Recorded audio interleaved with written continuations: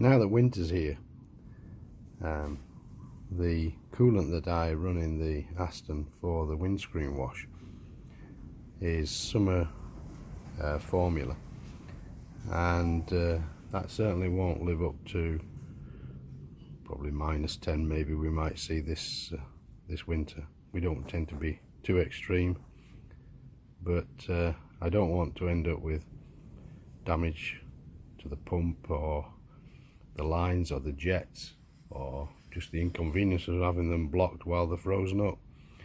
So I'm going to change the coolant, the screen wash, and I'm going to put in a lower -20 degrees winter formula.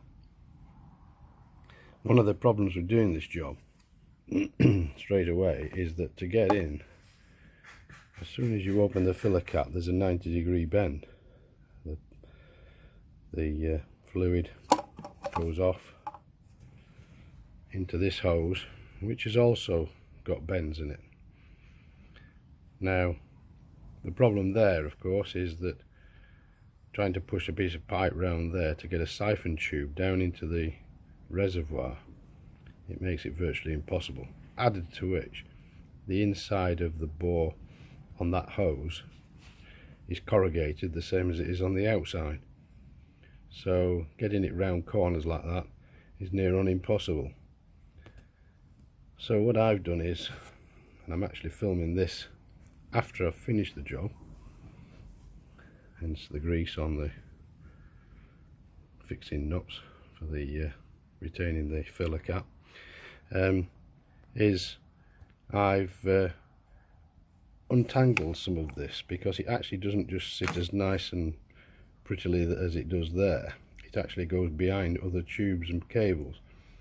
But when you undo this clip here, the hose clip, you can thread the corrugated hose into a position where it will just come straight up from the reservoir below. That then allows you to get a more or less straight, direct route down into the reservoir, and you can push your tube, your siphon tube, all the way down and into the reservoir itself. I've now removed the washer bottle filler cap from the mounting bracket, which is here, and disconnected the hose from the underside of the filler neck. So hopefully that will give me better access. What I've also done is I've rerouted the hose. As you can see down here, it's corrugated hose all the way down, and I've actually rerouted it. Difficult to show, but it comes underneath other pipes, which keeps a permanent bend in it. So by rerouting it, I can get a straighter hit, and I can actually more or less get this hose totally straight. The problem being that it's corrugated on the inside as well as you can see it on the outside. It's the same inside, so when you try and push down the bigger pipe, which is this red one, it struggles to get down because it catches on it, on the corrugations. So I've used which is something that comes with the kit, which is for draining oil through your dipstick. Never recommend that, but and I've taped it onto the end here to get a seal, to get a vacuum seal, and that I've managed to push all the way down now, right down to the bottom and into the to the reservoir itself, which is way down there. You can't see it. You certainly can get at it underneath, but this is just a way of doing it from the top. So I've now got the red pipe coming down to my pump, which is just a manual pump, and you can see that we are starting to get windscreen fluid out, and it works well, very well. I'll continue now until I've got it all out, and then we can refill with some low temperature fluid. One of the problems being, of course, that if we don't do it, obviously the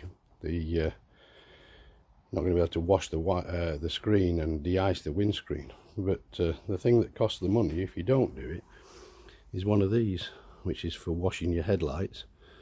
And of course I've had to replace this particular one because it was badly damaged by someone in the past, and they come in the UK at £225 each from Aston, so it's not really something I would recommend risking. So because behind the deflector, which pops forward when it washes the headlight, there is a pump. So if that pump is left with antifreeze in, which isn't adequate for the low temperatures, then you're going to get some damage. I've now finished draining the reservoir. A little bit of water on the floor there, but this little pump did the business. Small hand operated pump.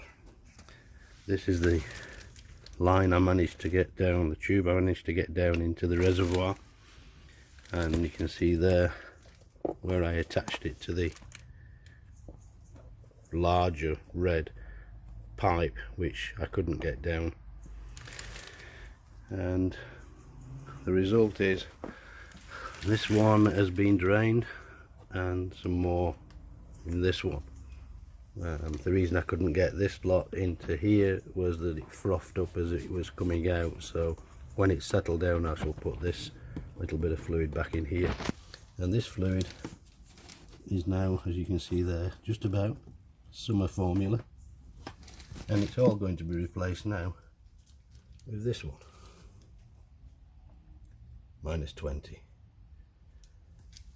So that should protect the headlamp washers and the jets and etc. and pipe work for the windscreen wash.